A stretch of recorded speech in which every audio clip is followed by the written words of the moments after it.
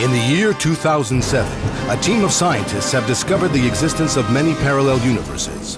A probe from Earth is soon deployed by the US government to reach one of these worlds called Adelpha. Minutes after landing, an intelligent life form damages the probe. On Earth, an unforeseen backlash of energy is created by this action, and the result is a constantly growing black hole, which threatens the very existence of our planet. Cutter Slade, a U.S. Navy SEAL commander, is charged with the safety of 3 scientists who have been chosen to travel to this new world. His assignment is to locate the probe and make sure the scientists complete their job in time.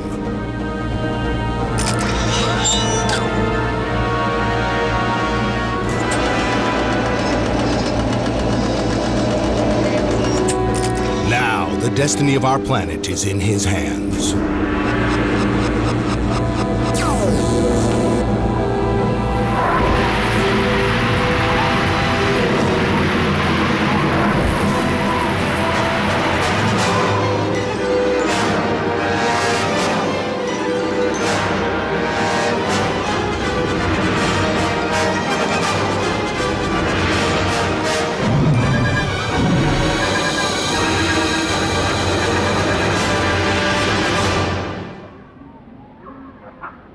Excuse me, but who are you? Cutter Slade, the guy from Outcast. What are you doing here?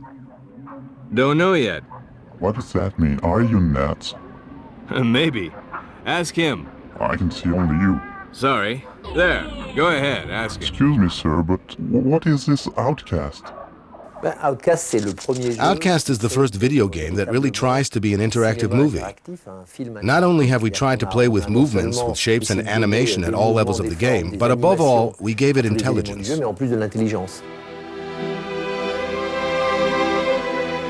It's enormous. 3 years of production. It's a huge budget with major goals. It's going to be a turning point in the video game industry.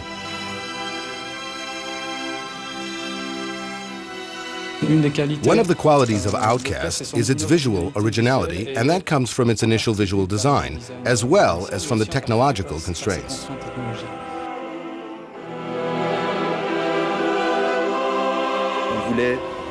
Together with Frank and Eve, we wanted to give the game a richness and a depth.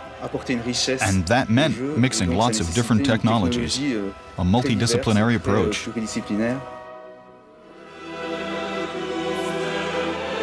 We wanted to go beyond the usual indoor scenery game, beyond games that only have walls. We wanted real landscapes.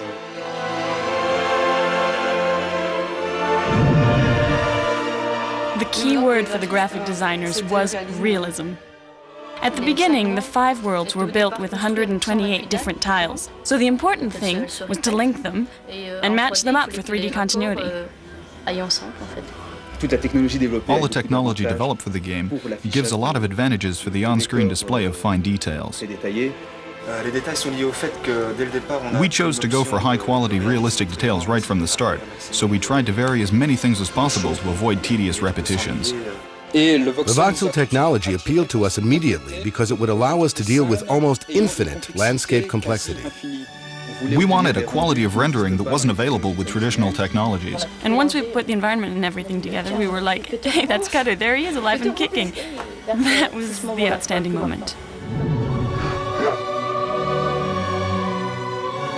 In the early stages, someone was in charge of sketching out the characters on paper. I know that for Marion, for example, I had a lot of fun adding them up. I made almost 200 roughs. And it's true, in the end, I was so familiar with them all, I was saying to myself, he's my child. It was really important for Outcast to have very diverse characters. We have over 65 different characters in the game, and what we've tried to do is make it so that each character interacts with the other characters as well as you.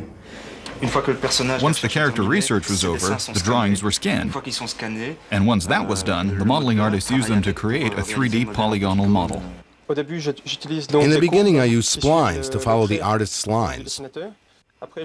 Then, I use a technique that allows me to build polygons following the splines. And finally, when the modeling and the skeleton are done, we can start working on texture mapping. In fact, for some of Outcast's characters and objects, we also use bump mapping. I'll show you how it works on this t-shirt. Here's the traditional texture map, and then we add the bump. And here it is. And this technique allows us to add various information, creases on the clothes, wrinkles, muscles, and so on. An important factor in the final result is animation. That's what gives this realistic aspect to the characters in the game. Now I'm dressing up for motion capture. I'm placing sensors on my body. The sensors are detected by the computer, which will translate my movements to on-screen animation. I'm really lending my muscles to Cutter.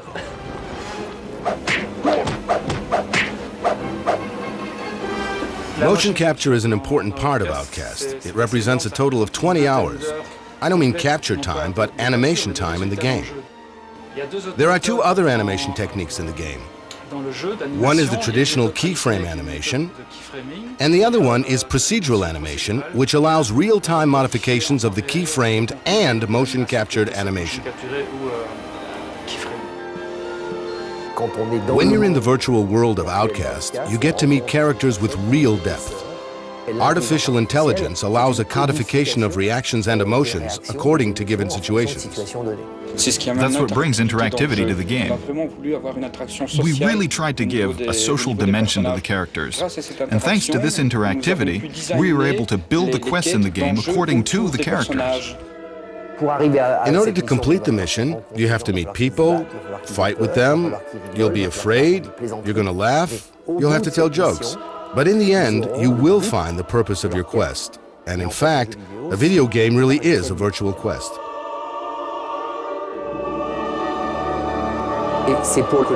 And so, to give the player some references, we created a strong script like in a movie. What was very important for the scenario was the meeting with Douglas Freeze. He really had the cinematographical background we needed. I gotta go to a meeting now, so if that's okay, I gotta finish this. And the original idea of the game was a non-linear game. We've always had that in mind.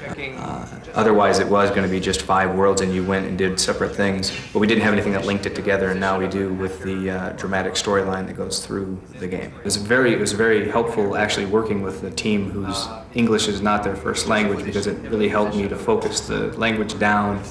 We want everybody to be able to understand. As soon as Cutter enters the world, you're not having to learn how to walk again or how to speak again. It's very comfortable. Today, Cutter Slade is truly the most sophisticated success with respect to immersion in a completely free-flowing virtual world.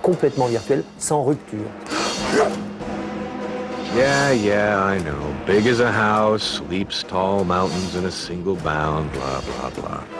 What we would like is for Cutter to be everybody's dream. I think that when he was young, he was sitting in the back of the classroom and hitting the ones in front. Well, there are 6 main weapons in the game. Basically, they were all designed to be used in very different ways. Some of the gadgets we have are very fun. The invisibility is my favorite one.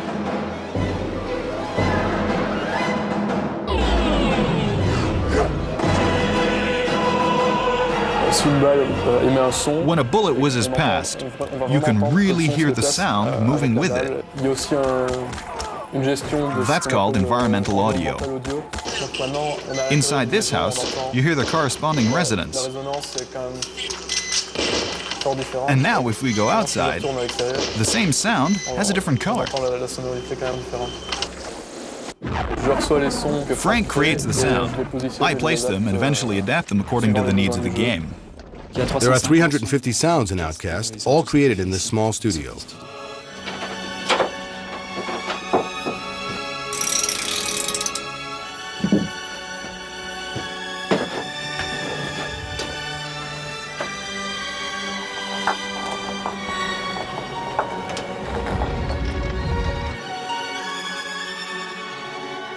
All the voices, all the screaming, every character sound is performed by a corresponding actor. We cast female voices and male voices, tried to give them an accent, tried to make them act older, younger, etc. What you gonna do? Charge me for smoking? Cutter? Well, I reckon he's a joker.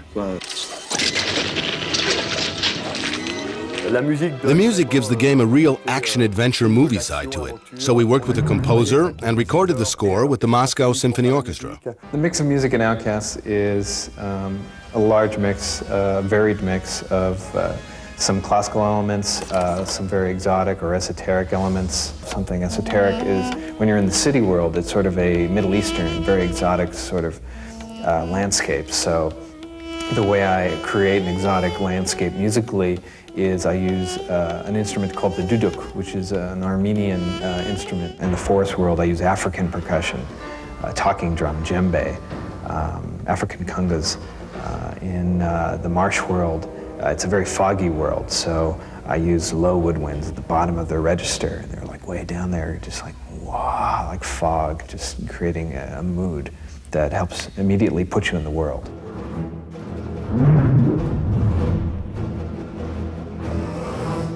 Infogram's motion marketing team has been working with the development team of Outcast right from the start of production. We've started with upfront marketing, made a lot of focus groups, consumer testing, and we tried to implement the features of the game according to the results of these focus groups. The second step was working on a strategic platform worldwide. From the beginning, we knew that it would be a flagship for the group, so we've decided to aim at two targets, the hardcore gamers community and the mass market. Our objective in terms of sales is huge, and to help us and to help the territories reach this objective, we've decided to spend $3 million US.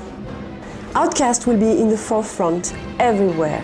Specialist magazines, cover-mounted demos, internet sites, in promotions, contests. We will have a lot of trade advertising.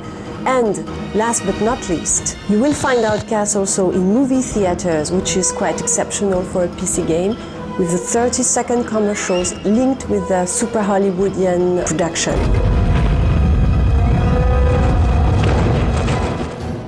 Outcast clearly illustrates iMotion's philosophy, which is to give to the audience the kind of entertainment, the kind of quality of entertainment they're used to when they read a book or go to the cinema, which means to create real scenario, real synopsis, and real characters.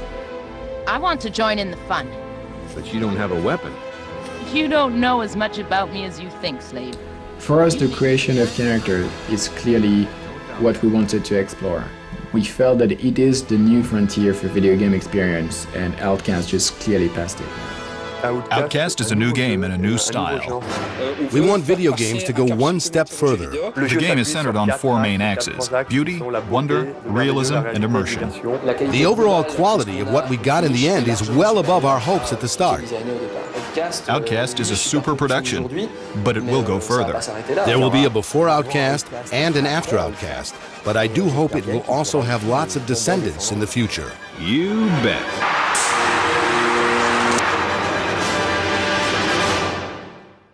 Et voila! A new entertainment concept. A lot has been said, but the mystery remains. Now, everything is in your hands, and we want you to be Slade. You want me to do what? We are trying to give this character some sex appeal. Are you insane? I love it. This is great. I just can't do this. You keep smiling. Damn it, sorry. Again!